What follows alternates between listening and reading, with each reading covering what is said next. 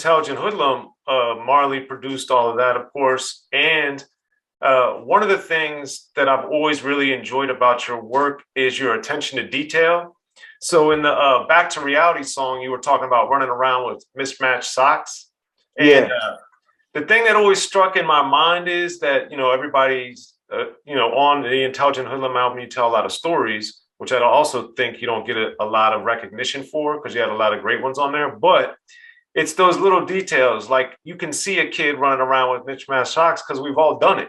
So for you, when you're writing, how do you decide which of these little nuggets and parts of reality to kind of drop in there that are impactful like that?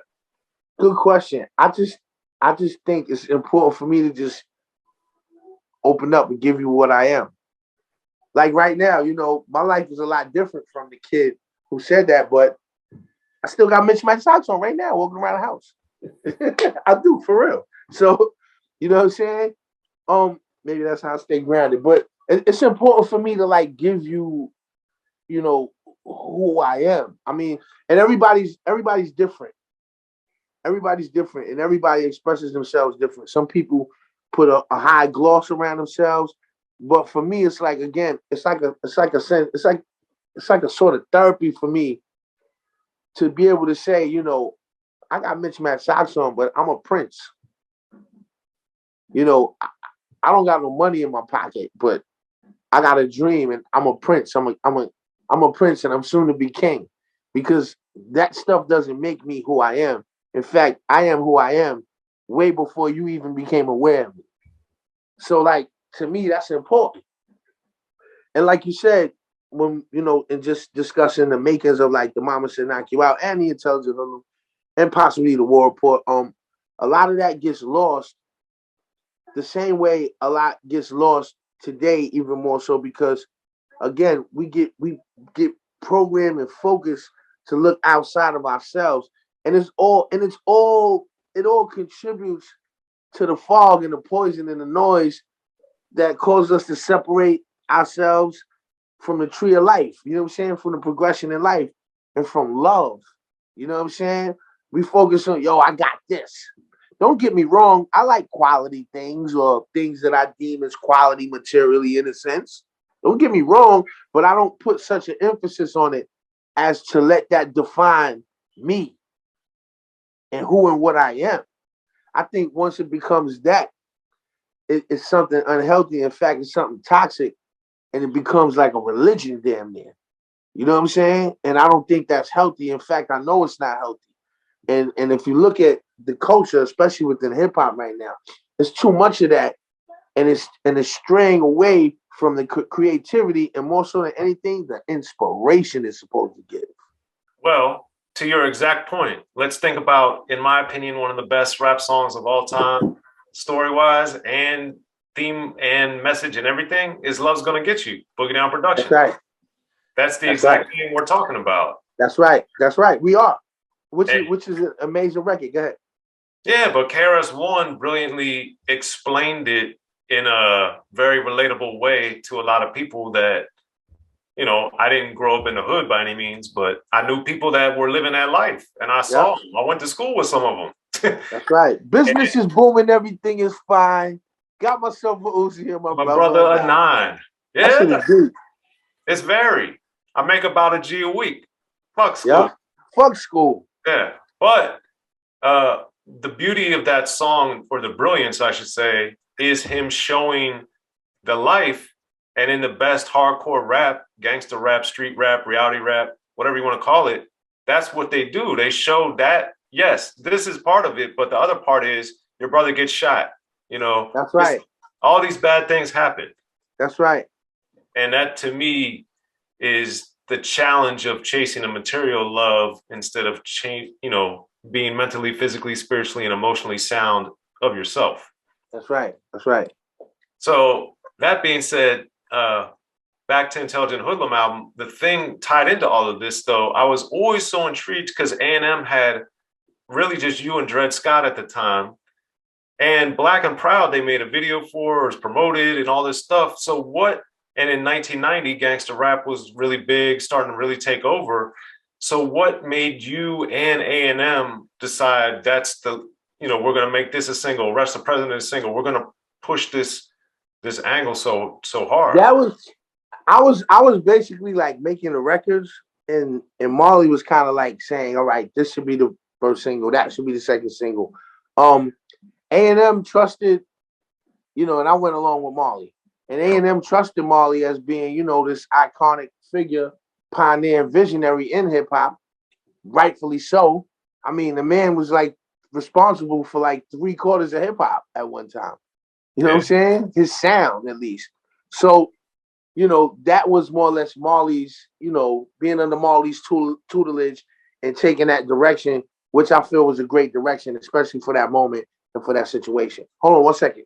Yep.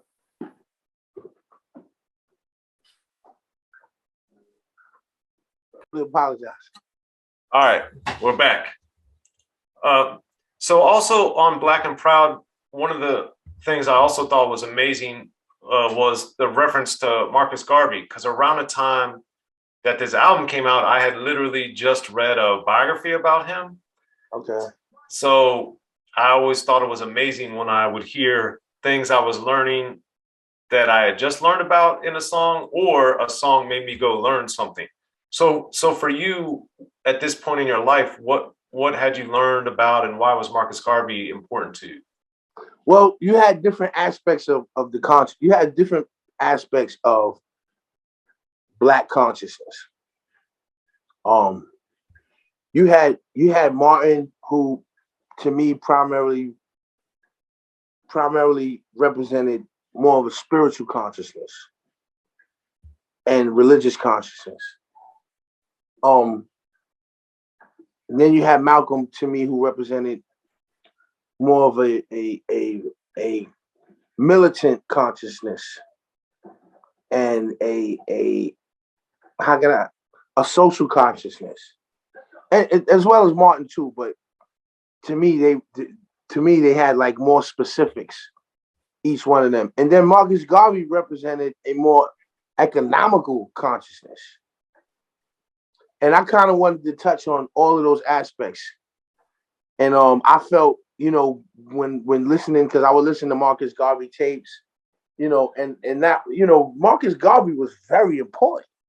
A lot of people don't talk about Marcus Garvey, but he was very important because economics is very important. Economics is very important, and I believe, in order to give a culture or a nation strength, you got to cover various degrees of that nation, and the things that help fortify a nation. You got economics, you got education, you got medicine, you got different aspects that help build up that particular nation. And like Marcus Garvey to me was very important, with the whole movement he had, and the great accomplishments he made, but were obviously, slighted and cut short due to the government. Because he saw, huh? No, that was one of the main things I remember when I read this book about him, was that with the Black Star Line in particular, that the government, on the one hand, we hate Black people, we don't want Black people in the United States, and here's a Black man with a Black Star Line trying to, okay, we'll leave then. And the government shutting it down because they didn't want him to be able to pull it off. Because not even just, you can't have people leave because, just like slavery, see, that whole shit right there, like, not to get off subject, but when you understand these things a little bit better, you understand like the agenda a little better. Slavery was wicked, especially, chattel slavery is wicked. But born universal truth, when you look at it from a certain degree and angle, it's still wicked, but you can see it happening to different peoples based on the agenda it represents. Slavery represented an agenda for people. Man, you could get into the whole history and origins of the Ku Klux Klan, how it came about and all. Like, this shit is ill because you start to understand human nature. bad human nature, greed.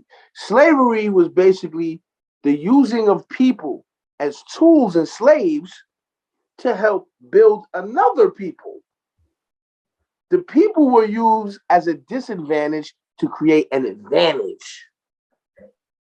Like a million other things in this country that are more sublime and subliminal, but represent the same shit.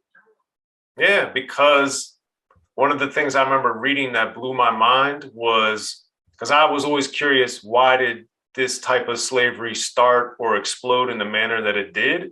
And it exploded in the manner it did, according to this book I had read and seen some articles on, when the merit or the value of shipping people was more valuable than shipping goods anymore. And that, right. I had never thought of it that way. That's right. And to your point of the wickedness, to think of that and then to use it, exploit it, and to repeat it for centuries. Not to cut you, only to add on. Like, look at some of the perpetuators of that, like the Scots, right? They were being fucking enslaved and oppressed by the British. Yeah. But yet they came here, or they came and did the same thing to the African man. Even worse, because it was all about the disadvantage to the advantage. So now, when you look at Marcus Garvey, if he was allowed to pull that off, then the tools, even though physical slavery was out the picture, there's still a whole aspect of mental slavery that we all fall in as a people under slave owners, under a different name. Right. So if the tools are gone, that means what? They got to do the work. They don't, you know what I'm saying? They can't do the work and be rich at the same time.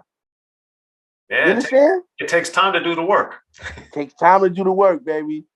It takes too much time to do the work and not enough time to be rich and be manipulators and be the wise. Like they say, the meek shall inherit the earth, but you don't get the whole rest of that. The meek shall inherit the earth, the strong will take it from them, and the wise will rule them all. You know what I'm saying? Yeah. As we know, it's many levels. Super levels. And tied into this, and with Black and Proud, another thing that I always thought was amazing was how you had mentioned that black was the shade of the solar system. Mm-hmm. And that was always the thing one of the things I always appreciated about you was the thinking bigger than Queensbridge or the block or whatever, but to think of like the universe, even in your rhymes like that. Like, do you remember, I know it's a long time ago you wrote that, but that line just always struck me like, man, that's such a powerful line, especially for a teenager to write. Do you remember how or why you thought of that back then and what it meant? Yes, I was reading some books written by a man named Dr. Malachi York. And he was breaking down the triple stages of darkness. And when I was reading that, I was fascinated by that because within the womb, we're in triple stages of darkness. And that whole concept just had me like enthralled. This shit just had me, and I was like, wow, this is the solar system. This is the color of the solar system. That means everything comes out of this because everything is within this. So I started thinking about the all and everything and how everything is not the all, and just going through that whole, unraveling that whole texture in my mind and saying, damn, that's crazy. Like, it just seemed like a cartoon, like a movie to me, but in real life, you know what I mean? So I was like, I was fascinated by that. I'm still fascinated by it. Yeah, I remember, of course, Rakim famously referred to the triple stages of darkness. So yeah, that was my introduction of learning about that concept. So again, I learned so much from rap, and that led me to many other things. No doubt. And with Black and Proud, I was so intrigued because, and you may or may not have had a role, but I was curious, but with that and the sequencing to go to Game Type next, where you're talking about how the girl was playing you or exploiting you for... That I did have a saying. Okay, so why did those songs go back to back like that? Intelligent Hoodlum. They basically, like, you had the 41st side and the 40th side. You had like the intelligent side and the Hoodlum side. So I figured, why not sequence the album that way? Like this is the intelligence side, and this is the hoodlum side. This is the like so is above, so is below. You know what I'm saying? This is you got me traveling to the universe, but then on the ground I'm dealing with females trying to get slick on me. You know what I'm saying? So it's like I wanted to tie that in. I wanted to have that balance through and through.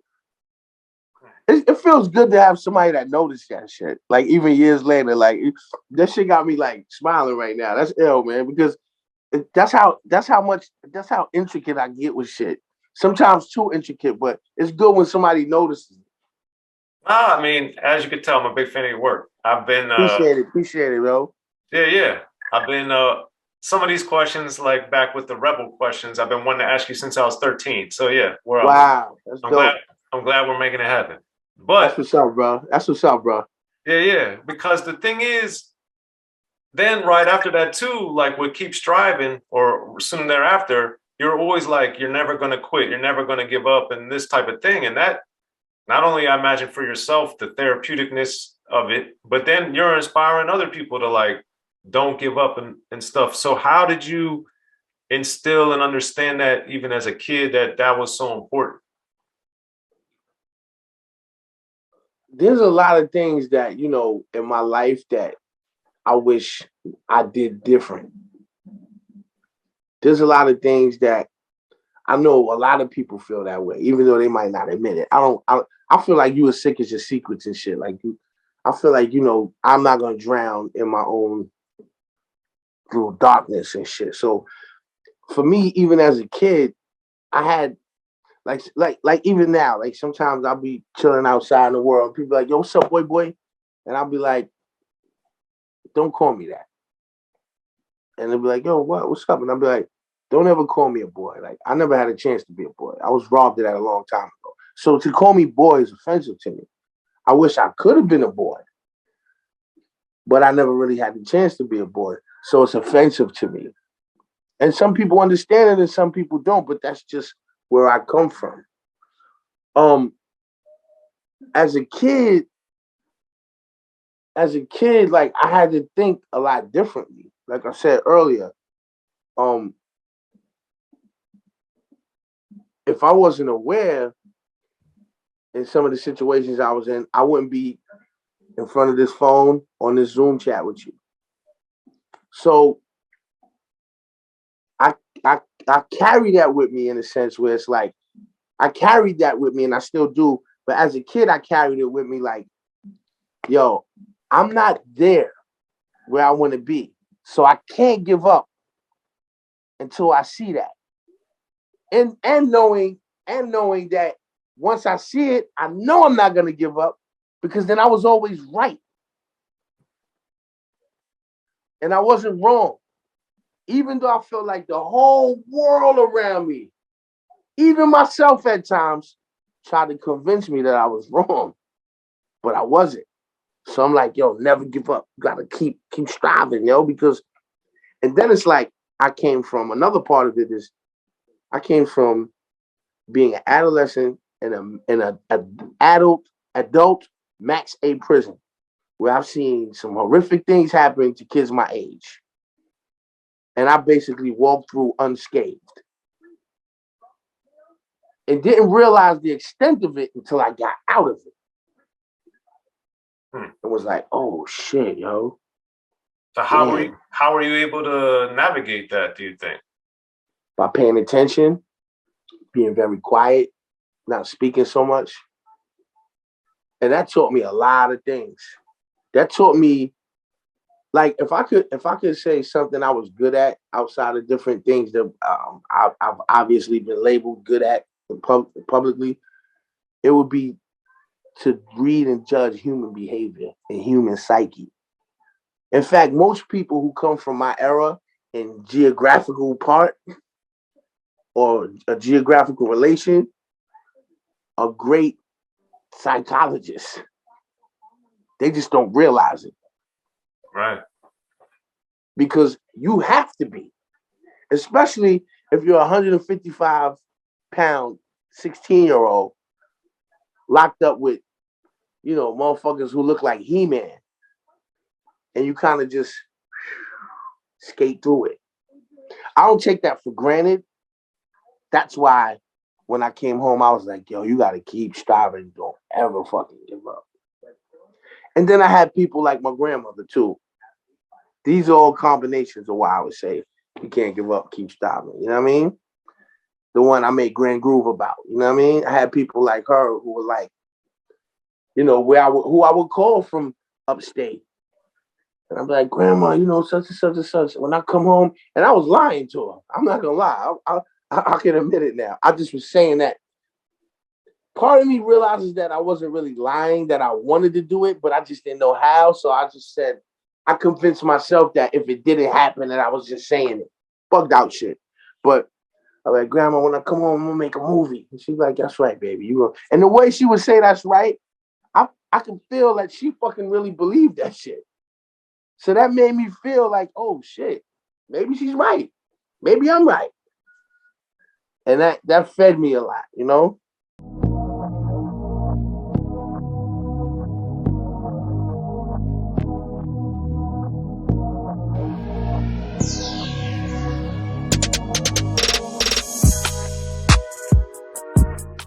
Be sure to check out the History of Gangster Rap by Soren Baker. He's official. History of Gangster Rap features exclusive interviews with Ice-T, Snoop Dogg, MC Ren, the D.O.C, and dozens of others. The History of Gangster Rap, a definitive look at how Los Angeles changed rap forever. In Los Angeles, the streets definitely set the tone of the hip-hop music. At 19, I got a $50,000 car. My whole angle always was, I'll be street, but I will always tell you the horrors that go along with this life. It will be penalties and casualties for just wearing the wrong color in somebody's neighborhood. And once gangster rap made it from the streets to the TV, the genre exploded. With Fab 5 on Yo MTV back with NWA. Yo MTV, it just catapulted us from being local heroes to national gangbang rappers. The History of Gangster Rap discusses it all from 1980 up till today. It's always gonna be shit happening in the streets. You know what I mean? So it's always gonna be something to talk about. The History of Gangster Rap in stores now.